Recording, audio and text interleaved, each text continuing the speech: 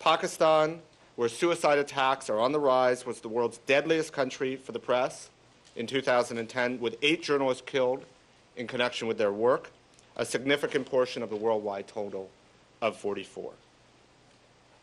In 2010, China's brutal suppression of ethnic journalism and Iran's sustained crackdown on critical voices have pushed their numbers of journalists in prison worldwide to its highest level since 1996, 145 journalists in total behind bars.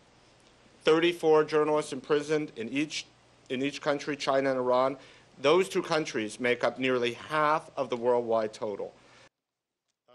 Thank you very much, Paul. And as recent events in Egypt have made clear, the stakes are enormous. Egyptian authorities clearly sought to curtail the ability of the press to cover the demonstrations in order to lay the groundwork for a violent assault on the protesters. That effort did not succeed. But as unrest spreads through the Middle East, so do attacks on journalists. In the last few days, we've documented press freedom violations in Yemen, Iran, Bahrain, Jordan, etc.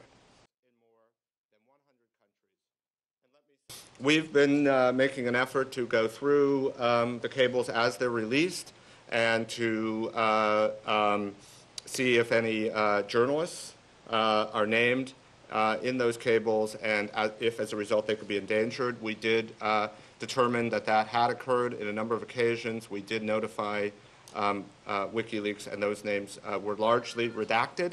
So that's certainly positive. But we do have some concerns, but we're trying to address those concerns in a very pragmatic way. The level of violence in Iraq, while still very high, has declined dramatically. I mean, Iraq was the most dangerous conflict that we had ever documented in our 30 years, and the level of violence now is greatly reduced.